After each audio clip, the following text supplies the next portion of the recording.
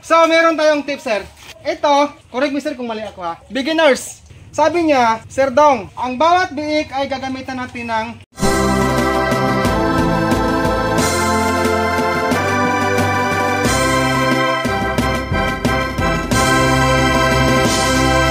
So yan, disclaimer lang, ang opinion na yan mula po sa technician ko and then mula po sa turo ng kanyang boss. No? Okay?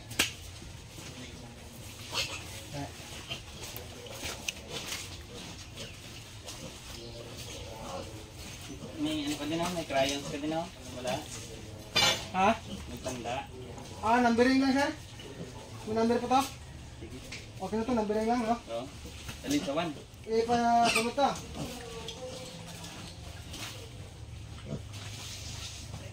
Hindi ka ma-inject sa may robot? Sa layout pwede man sir.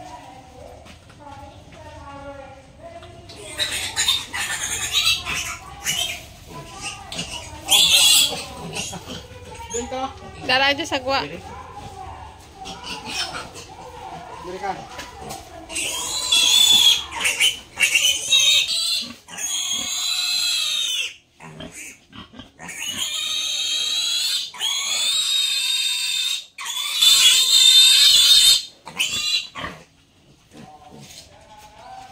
Number 2.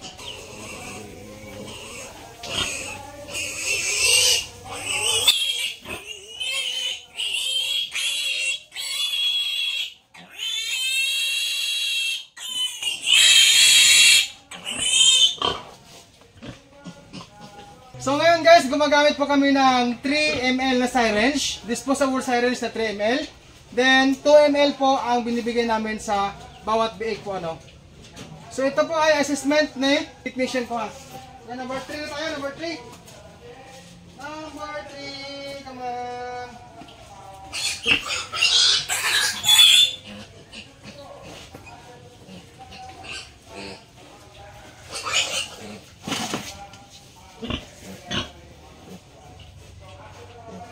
Ayan, behave siya. Ayos.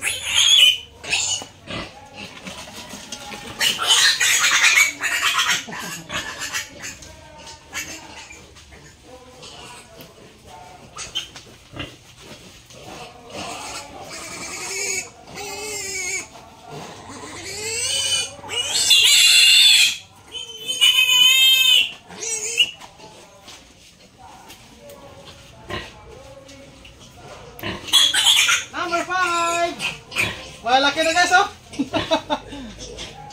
Malalaki na yung mga baboy ko guys oh.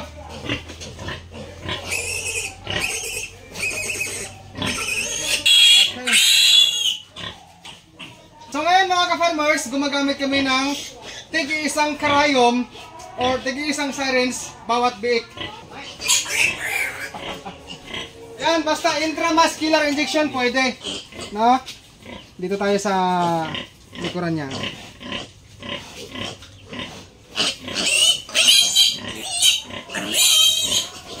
Okay.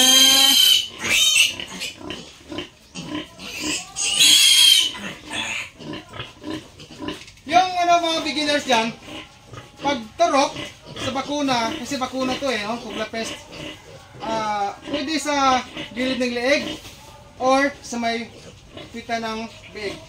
Basta sundin natin ang gabay ng mga eksperto. Intramuscular injection po mga ka-farmers.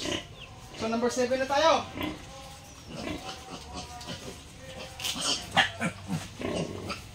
Number 7. Yan.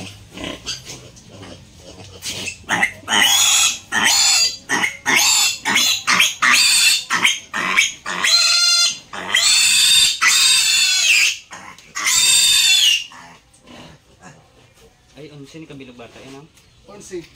Kulang ba? Yes, sakto. Sakto. Yung King's Beta Plus Animal Feed Supplement po ay patuloy ko pong ginagamit sa aking mga baboy. Sa mga biko, start 5 days old since birth hanggang paglaki nila. No, halo sa pagkain, sa tubig. Pwede rin. Ano number na? 8. Number 8 na. Number 8, asan ka na? Oh.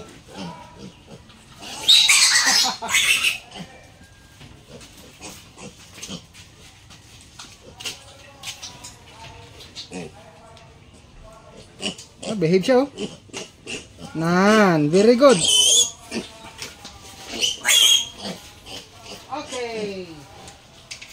mga ka-farmers, yung mga biik ko ay 23rd or 23 days old na po since birth. Dapat 21st day pa lang since birth. Yun na po sana ang gagawin namin magbakuna ng Kugla Pest. Kaso nga lang, masungit na panahon, 2 days ago, ngayon lang po umaraw, kaya ngayon po kami nagbakuna. Number 9. Asa naman yung tawning number 9? Asa naman ka yung tawon?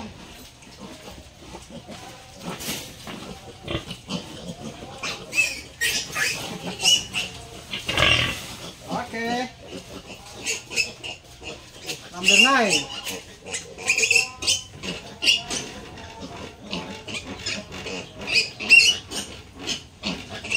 Okay.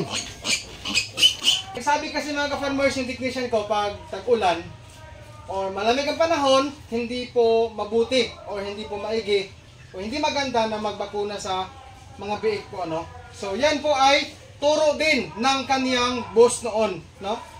Na mas maigi kung tag-araw magbakuna. Kasi nga po merong chance na pag nagbakuna ng taglamig o panahon, tag-ulan amin ang panahon, may chance na merong mga bad side effects, no?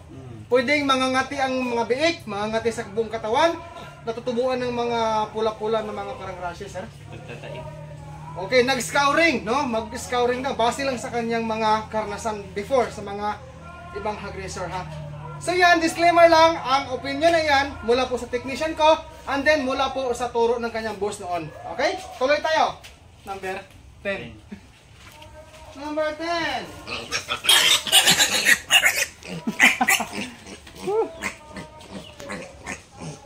Yan, pakita natin sa mga beginners din, ha. Yan ang intramuscular injection.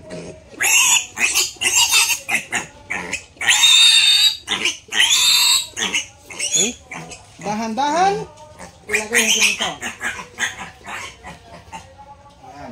Marami po ang nagtanong pa rin kung paano gamitin ang King's Beta Plus Animal Feed Supplement. Nandyan po sa description ang link kung paano ito gamitin sa mga buntis na baboy inahin at sa mga fatteners, ano. And also ang feeding guide for fatteners and feeding guide for dumalaga or gelt or sa baboy inahin. Nandyan din po sa description. Number 11. The last but not the least. Okay. Yan. Kita natin, ha.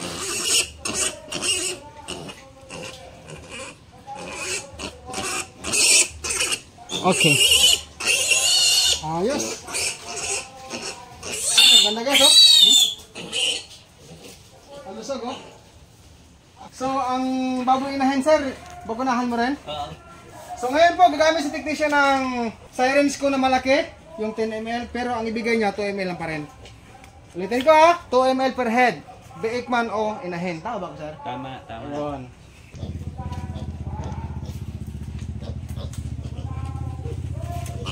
Yan, pasensya na ako kayo sa aking babuyan, ha. Talagang masikip, eh.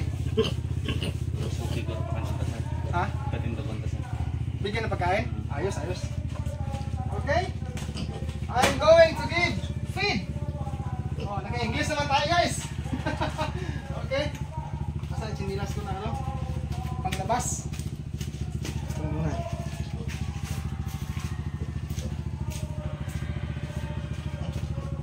Dike? Halika. Oh, beginners, tandaan, ha? Pag mahirap po, hindi ka ng baboy, bigyan mo ng feeds. Para tumayo siya.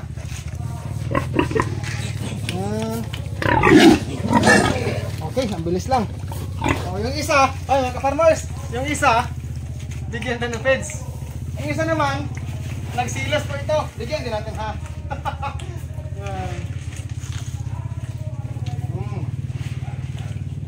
Timo-timo lang. Hindi po ako nagpo-promote ng bakuna Kugla Pest, ha. Disclaimer lang, ha, linawin ko lang. Hindi po ako nagpo-promote nito kasi ito po ay talagang ginusto na isuggest sa akin ng technician ko.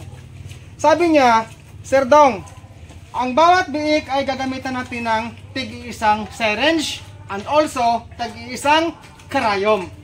Ang purpose niya, ang supportive reason niya, much better kung tag-iisang syringe and isang karayom ang bawat biik para hindi kumapit or magtakod-takod. Ano ba sa Tagalog magtakod-takod? Hawa-hawa. Maghawa-hawa, no? Hindi maghawa-hawa kung sakasakaling may bakterya man, no? Disclaimer lang ulit. Ito po ay suggestion ng technician ko. Tama ba ako, sir, sinabi ko? Tama. Tama. Thank you, sir, ha. Pero ito, tandaan natin beginners, pagkatapos gamit, wag tapon dito, tapon doon. Wag ganun, ha. Iligpit natin ng tamang lagayan. So, meron tayong tip, sir. Ito, correct me, sir, kung mali ako, ha. Beginners, may sobra kasi, no? Ang sobra, hindi na pwede magamit, sir, no? Hindi na. Itapon na po mga ka-farmers beginners. Ulitin ko po, ha. Meron naman kayong mga brand technician dyan. Double check na lang. Meron akong 11 heads na piglets. 2 ml per head. Ngayon, pang 12 ang inahin. Kasi ang inahin kailangan din pong turukan according to my technician. Bakuna to, ha, Kugla Pest. May sobra siya. So, kailangan i-dispose. We need to dispose na. Huwag nang gamitin, sir, sa iba, no? Okay, sana meron kayong mapulot na lesson. May sobra konti, hindi na pwede gamitin for the next batch na pag-inject. Bili ka ulit para sa panibagong batch. Ano, sir? Tama? Tama. Ang advice na yan mula po sa mga eksperto. Pagkatapos pong magbakuna sa baboy, gumamit ka ng karayom, huwag pong paliguan. Wet and dry cleaning gagawin sa baboy. Gagawin sa baboyan. Kung sakaling talagang dudumi kasi ang mga baboy, tapos minsan merong basa na dumi, buhusan mo ng tubig, wet cleaning, apply. Then mas maganda kung meron kang mop head, pantrapo, punasan mo kaagad. Yun lang po ang aking pong advice. May dugang ka pa, sir, ng mga idea? Okay din po. Okay na? Ang King's Vita Plus Animal Feed Supplement mabibili po sa Agri-Vet stores nationwide. Kung hindi ito available sa inyong lugar, maaari po kayo mag-direct order sa Shopee sa KBM Agri-Vet Lines. Pwede rin sa Facebook page ng King's Vita Plus Animal Feed Supplement. Link nila ay nasa description, o pwede po kayo mag-text o tumawag sa kanilang cellphone number 0917-795-0220. Available po ang COD or cash on delivery. So, thank you so much po sa pagpanood mo sa video na ito. Subscribe and hit the bell ring for more upload. Bye-bye and God bless. Sir Jimar, salamat, ha. Salamat sa'yo. Bye. Guys, disinfected to, ha. Pupunta dito, ha. Disinfected to.